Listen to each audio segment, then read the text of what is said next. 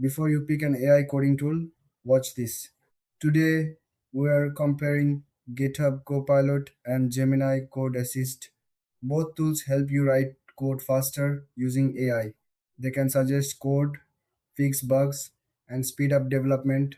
Let's start with GitHub Copilot. Copilot is one of the most popular AI coding assistants. It works directly inside your code editor and gives real time suggestions.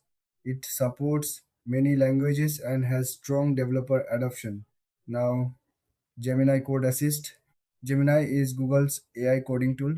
It integrates well with Google Cloud and their ecosystem.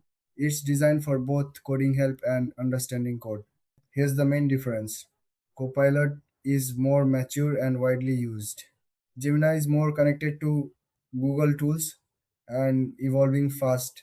Looking at features, Copilot offers real time code suggestions, autocomplete, and chat features. Gemini offers code generation, explanations, and integration with Google services. In terms of performance, Copilot is very reliable for everyday coding. Gemini is improving quickly and can be strong for understanding code. Now, pricing. Copilot is a paid tool with a subscription.